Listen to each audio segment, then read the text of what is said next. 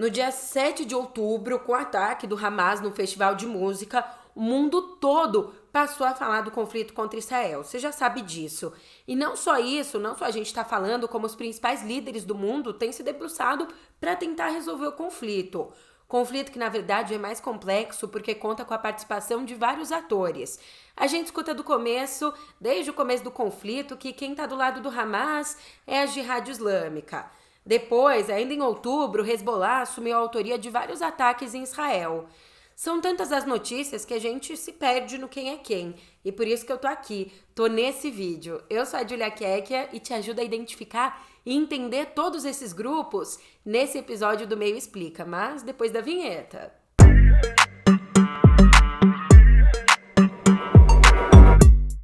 Pô, eu nem vou pedir o seu like agora, o que é bem curioso, né? Porque o editor de vídeo vai te lembrar de curtir, compartilhar bem agora com os botões. Mas assiste o vídeo todo e se te ajudar de alguma forma, compartilha. Aí vai me ajudar pra caramba, também vai ajudar a informação a chegar mais longe. Mas deixa isso pro final do vídeo. Antes, eu tenho que te lembrar de uma coisa bem importante. A conversa aqui é sobre os grupos fundamentalistas que usam o Islã de pano de fundo. Mas o Islã mesmo não é fundamentalista e nem prega qualquer tipo de violência. Inclusive, o Islã é uma das religiões que mais crescem agora no mundo. E não tem nada de errado nisso. O complicado é o fundamentalismo, a leitura radical dos princípios básicos do Islã. Mas nem o fundamentalismo surgiu do nada.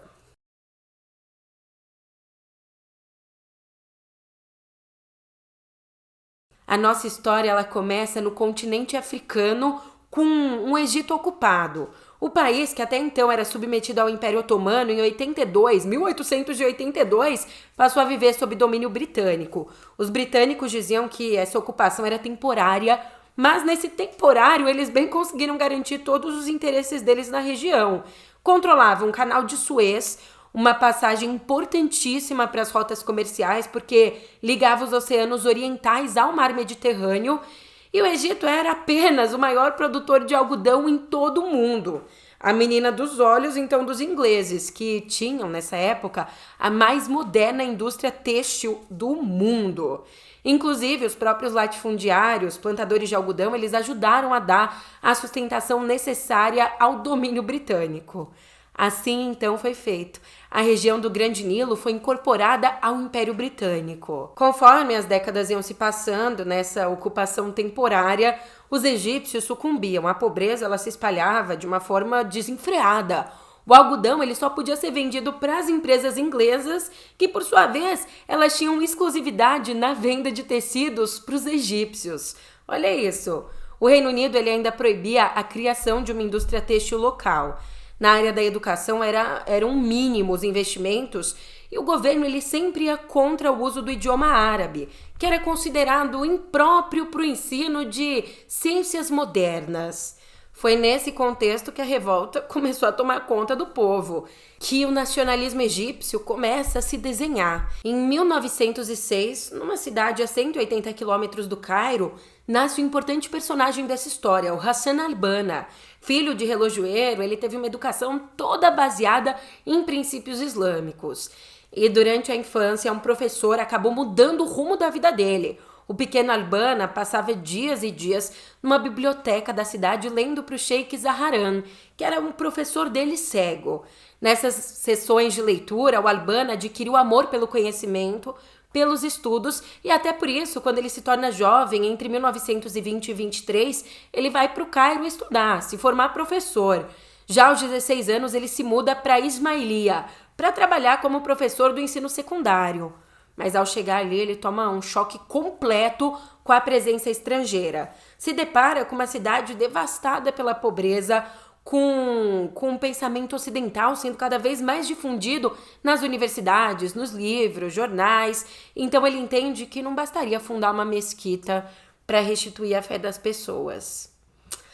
Para enfrentar o colonialismo britânico, na visão dele, o Banna sai por cafés, por lugares movimentados, começa a dar sermões sobre o retorno de valores políticos e sociais islâmicos. Em pouquíssimo tempo, não só os que estavam passando por ali paravam para ouvir, como pessoas iam a esses lugares só para escutar.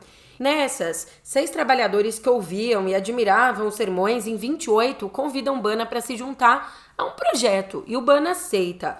Quando um deles pergunta qual seria o nome do projeto, Bana sugere que eles deixem de lado o linguajar mais acadêmico e optem pelo essencial.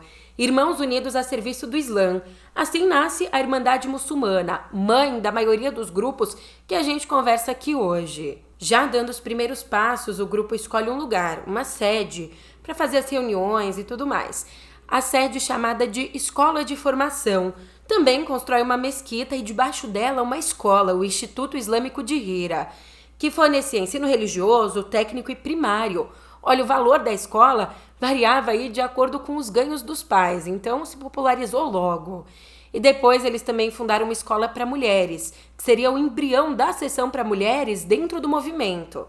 Tem mais, eles também criaram a seção das caminhadas, que organizava acampamentos e saídas da cidade para preparar fisicamente cada membro dos irmãos. Era uma garantia se eles precisassem de uma luta armada contra os ingleses. E além disso, eles ofereceram outros serviços sociais, conseguindo vários seguidores. Mas o projeto toma uma proporção que ninguém esperava, uma proporção avassaladora. A sede é mudada para o Cairo e já nos anos 30 e 40 contava com mais de 500 mil membros no Egito, além de filiados em todo o Oriente Médio. Inspirado nos Camisas Negras, o movimento cria aí um braço paramilitar que assume a autoria de vários ataques terroristas contra governantes coloniais britânicos. Até o fim da Segunda Guerra, essa irmandade recebia bastante financiamento, sabe de quem? Do regime nazista, que mantinha relações especiais com o grupo. Com a derrota, então, da Alemanha e com o movimento sionista, a Irmandade ela assume um outro posicionamento, luta contra a criação do Estado de Israel. Depois parte por uma tentativa de golpe de Estado contra a monarquia egípcia, uma tentativa fracassada que resulta na morte do primeiro-ministro rei Farouk. Com isso, é o primeiro momento em que o movimento passa a ser perseguido e o Al-Banna é morto. Mas a Irmandade não dependia mais dele, era muito maior, consegue acabar com a monarquia e depois, no governo Nasser, a Irmandade ela foi tornada ilegal. Muitos líderes foram presos e membros mortos. Em 73, já no novo governo, no governo do Sadat, o movimento adotou uma postura mais moderada, renunciou à violência e tudo, até que em 81 o Sadat é morto. E aí o Mubarak assume o poder. De lá pra cá tem história, viu? O grupo concorreu às eleições parlamentares, ganhou, conseguiu vitória, foi estabelecida uma legislação antiterrorista, veio a Primavera Árabe, mas isso é história. E nesse meio tempo, o grupo se alicerçou em outros países como Síria, Arábia Saudita, Jordânia e Líbano, e vários outros movimentos surgiram desse, como a Al-Qaeda.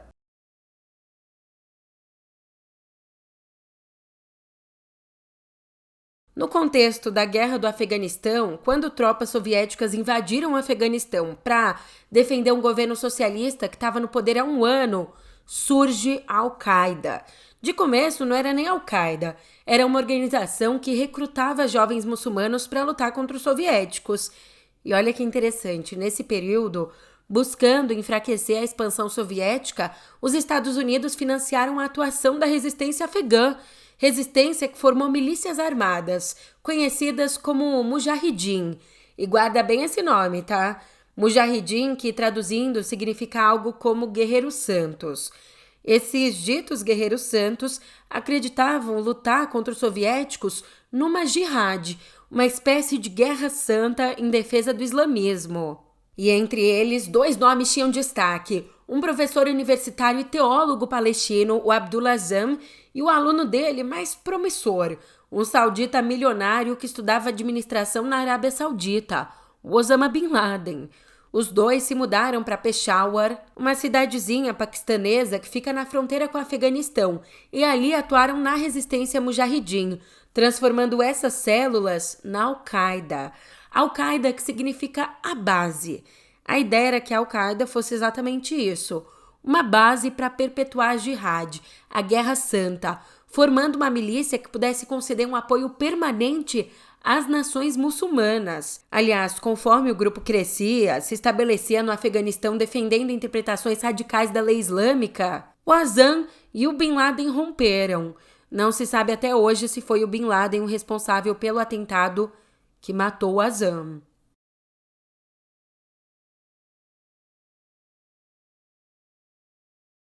Nos anos 80, as ideias se espalhavam por todo o continente. Inclusive, 79 foi um ano decisivo para o Islã político, com a ascensão no Irã do Ayatollah Khomeini, que instaurou a Revolução Islâmica no país. Então, influenciados pela Revolução, 2 anos depois, uma porção de estudantes da Universidade Islâmica de Gaza criaram a Jihad Islâmica, um movimento que também prega a resistência contra Israel. E o nome do movimento diz tudo. Como eu expliquei, jihad significa uma espécie de guerra santa. Portanto, desde sua criação, o movimento acredita no pegar em armas para destruir Israel e construir um Estado Islâmico na Palestina. Tanto que o papel do grupo é de apoio mesmo, eles não participam das eleições. E, historicamente, o grupo é apoiado pelo Irã, Síria e Hezbollah. E mesmo que desde 2006 o Hamas tenha o controle total da faixa de Gaza, a Jihad Islâmica continua com uma presença significativa na região, se unindo muitas vezes ao Hamas. Além disso, o grupo também segue na Cisjordânia ocupada.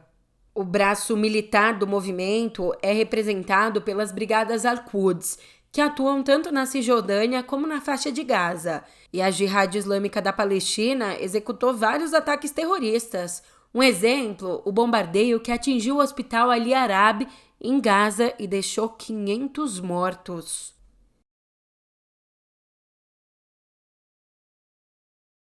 Também na década de 80, no Líbano, surge outro grupo, o Hezbollah. Em tradução livre, o nome significa Partido de Deus, o que explica bastante o contexto em que o Hezbollah nasce.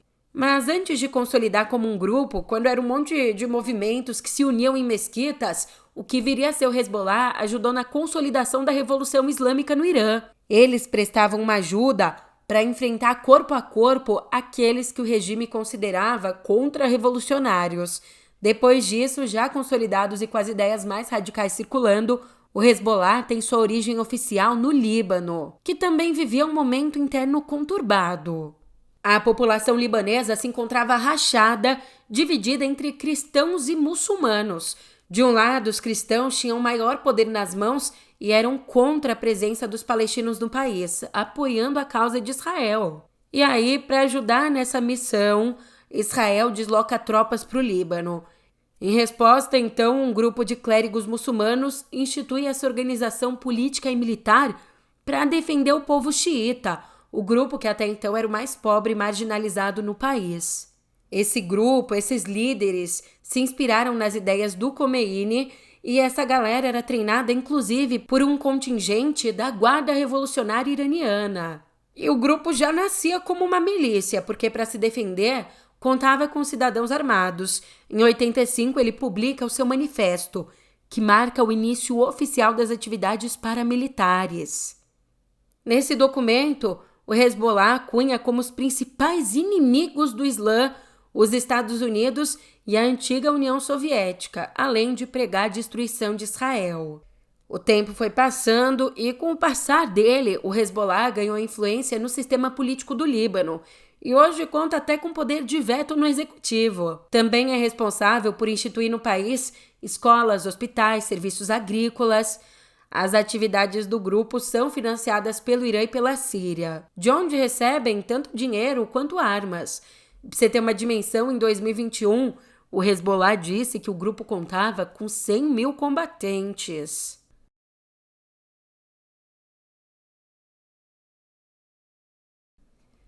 O Hamas é uma das primeiras ramificações da Irmandade Muçulmana em Gaza, até porque a cédula do movimento ela começa a se formar em meados dos anos 40.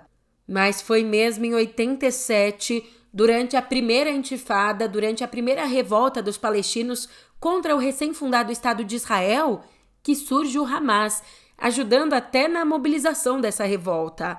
O grupo foi fundado pelo chefe Ahmed Yassin. Em sua carta fundadora de 88, o Hamas não reconhece a existência de Israel e exige a destruição. Também quer instituir um Estado muçulmano em todas as terras habitadas por palestinos, incluindo onde hoje fica o Estado de Israel. O grupo conta com um braço político que ganhou as eleições em Gaza em 2006, mas em 2007, uma espécie de golpe de Estado consolidou o domínio do Hamas, que expulsou os políticos moderados eleitos e mantém até hoje o controle da região com a atuação do braço armado, representado pelas Brigadas Al-Qassam. E como você tem visto no atual conflito, eles têm um estoque militar gigantesco. Inclui armas, morteiros, mísseis, bombas, ixi. Julia, mas de onde vem tudo isso? Eles se financiam de várias formas. Como qualquer administração, eles recolhem impostos. Mas a grana mais pesada mesmo vem do Irã, que envia mais de 100 milhões de dólares. O Catar também envia bastante dinheiro, mas esse chega com conhecimento da ONU e até de Israel para financiar os serviços sociais em Gaza.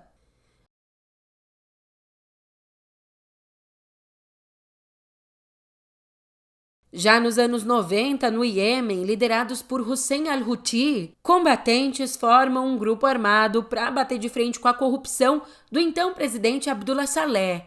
Além disso, desde sempre eles se denominam partidários de Deus. Tanto que, sob o comando do fundador, o Hussein al-Houthi, o grupo tem origem no Fórum dos Jovens Crentes, uma organização religiosa e cultural também fundada em 92.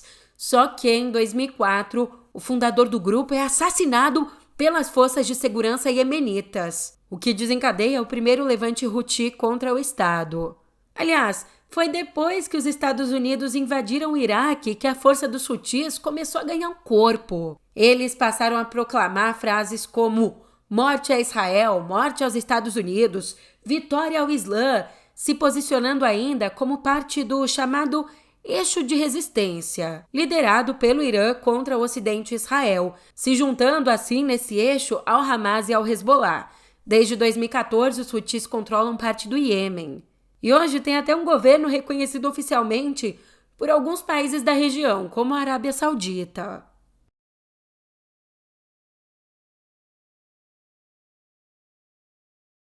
Repetindo a história, o Talibã é outra organização fundamentalista que começa a se formar ainda durante a Guerra Fria, lá pelos anos 80. Começa a se formar no interior dos Mujahideen, aqueles grupos rebeldes financiados pelos Estados Unidos para combater a União Soviética, lembra?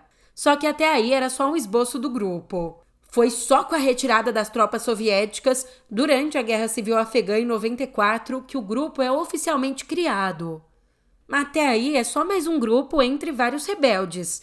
A diferença é que quando as tropas soviéticas saem do país, o Talibã continua descontente. Continua descontente pela lei islâmica não ter sido instaurada no Afeganistão. Então, Mohammed Omar, que se tornaria o fundador do Talibã, junta 50 estudantes que juraram livrar o Afeganistão de senhores da guerra e criminosos. Não à toa a tradução de Talibã é estudantes. Com o apoio dos serviços de inteligência do Paquistão, o grupo cresce muito. Começa a tomar cidades em 96, consegue ocupar a capital Cabul e derrubar o governo. Ali, decreta a instauração de um Emirado Islâmico no Afeganistão. 2 anos depois, o movimento já tinha controle sobre 90% de todo o país. Só que uma vez no poder, eles dão à população totalmente o contrário do que prometeram. No lugar da paz vem o medo. Mulheres são obrigadas a se cobrir da cabeça aos pés, proibidas de estudar, trabalhar. Homens tiveram que deixar a barba crescer. Qualquer ligação com o Ocidente era proibida. De músicas a livros, TV. Quem ousasse desrespeitar era amputado ou morto em praça pública. Já em 2001, com 11 de setembro, com o ataque da Al-Qaeda às Torres Gêmeas, os Estados Unidos lançam a famosa política de guerra ao terror, invadem o Afeganistão em busca do Bin Laden e também numa tentativa de impedir que o país escondesse terroristas. Em dezembro daquele mesmo ano, os Estados Unidos, sob o comando de George W. Bush, derrubam o Talibã do poder. Com isso, vários líderes da Al-Qaeda e do Talibã fogem para o Paquistão. Foi lá, inclusive, que os Estados Unidos mataram Bin Laden. E 20 anos depois de serem expulsos, em 2021, agora é pouco, o Talibã voltou ao poder no Afeganistão. Claro, voltou com todas suas proibições, sobretudo para as mulheres, que já estão impedidas, inclusive, de ir à escola.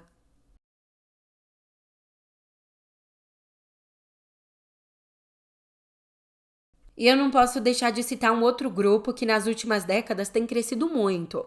O Boko Haram surgiu no continente africano, na Nigéria, em 2002, como uma seita religiosa formada por Mohammed Yusuf. Ele e os seguidores consideravam que a cultura ocidental reproduzida no país era a razão para todos os males e por isso deveria ser combatida. Daí que vem o nome, que, na língua Hausa, um idioma bem falado no país, Boko Haram significa a educação ocidental é pecado. Assim nasceu essa organização fundamentalista islâmica sunita, que busca a imposição da lei islâmica no norte da Nigéria. Hoje ela também está ativa no Chad e no Camarões, depois de treinamentos fornecidos até por parte da Al-Qaeda do Magrebe. E, aliás, um dos líderes do movimento, o Abubakar Shekau, jurou, inclusive, lealdade a um outro grupo terrorista radical, o Estado Islâmico.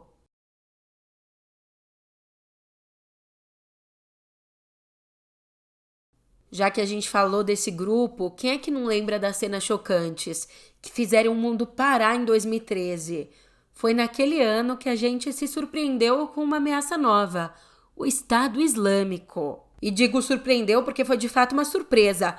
Em 2011, com a morte do Bin Laden no Paquistão, a sensação era que tudo estava resolvido. Os Estados Unidos tinham salvado o dia, o Talibã caiu e o fundador da Al-Qaeda foi assassinado. Por isso, com esse clima tranquilo, ninguém esperava que não tão longe dali nascia um outro grupo tão ou ainda mais perigoso, que já vinha se desenhando assim como outros há muitos e muitos anos. A criação do Estado Islâmico também está diretamente ligada a essa política de guerra ao terror dos Estados Unidos. Em 2002, um jordaniano, o al-Zarqawi, cria um outro grupo radical, o Tawhid wa al-Jihad. Só que depois que os Estados Unidos invadem o Iraque, o grupo jura lealdade ao Bin Laden e funda a ramificação às bases da Al-Qaeda no Iraque para combater as tropas dos Estados Unidos naquele território. Mas em 2006, quando o Zarqawi é morto, a Al-Qaeda no Iraque perde totalmente a força. Até que em 2010, o Abu Bakr al-Baghdadi passa a liderar a organização e a reconstrói. E vale a gente entender um pouco mais desse personagem, detalhar mais essa história. O Baghdadi vem de uma família sunita iraquiana e desde criança se dedicava à religião, a tal ponto que chegou a ser apelidado pela família de o crente, porque ele reprimia todos aqueles que deixassem de cumprir qualquer preceito islâmico dentro da família. Já jovem, ele mistura o amor pela religião aos estudos. Se forma em estudos islâmicos pela Universidade de Bagdá e na graduação se junta à Irmandade Muçulmana. Aí continua a trilha acadêmica com um mestrado em estudos do Alcorão na Universidade Saddam de Estudos Islâmicos do Iraque e depois vira doutor nesse mesmo assunto pela mesma faculdade. Ao mesmo tempo, a essa altura, ele já integrava a Al-Qaeda no Iraque.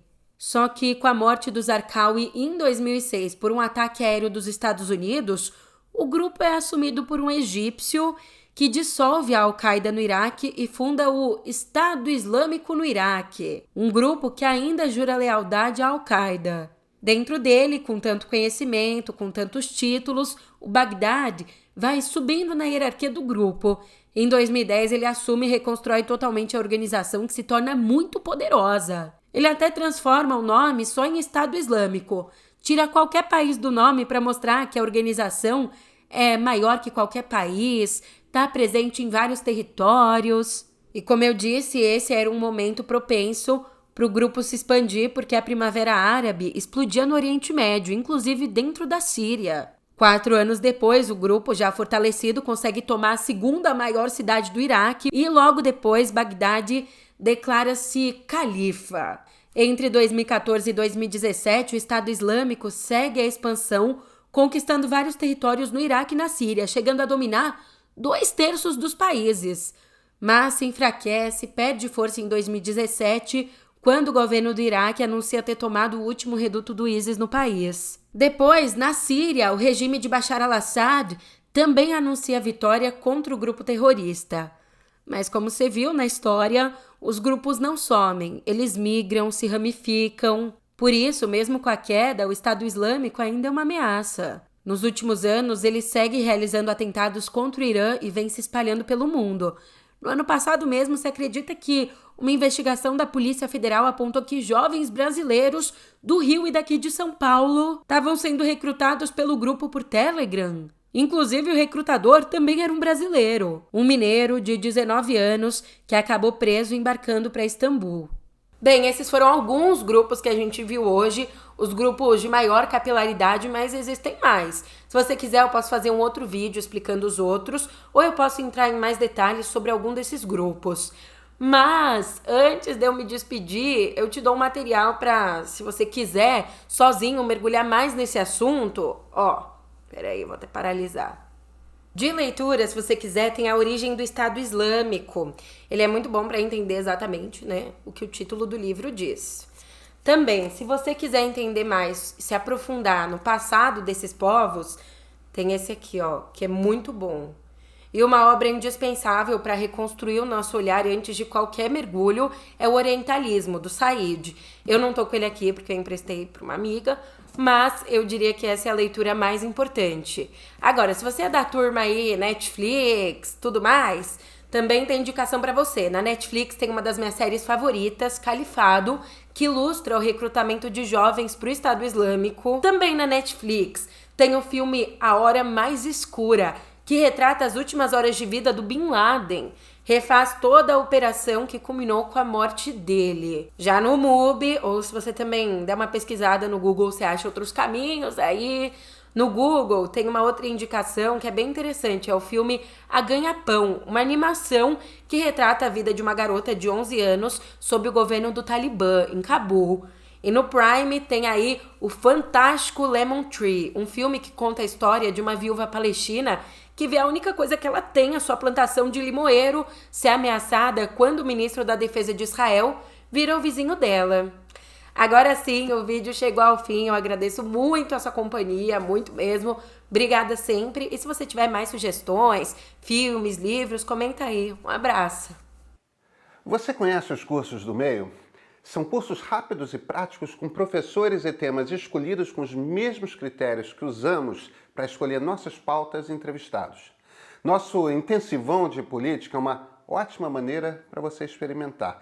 Ele reúne os cursos de Israel e Palestina, ideologias brasileiras e o fim da nova república em um pacote com 18 aulas e 5 encontros gravados por um preço super especial. Se você é assinante premium do meio, ganha 20% de desconto e pode assistir às 3 aulas inaugurais dos cursos gratuitamente antes de adquiri-los.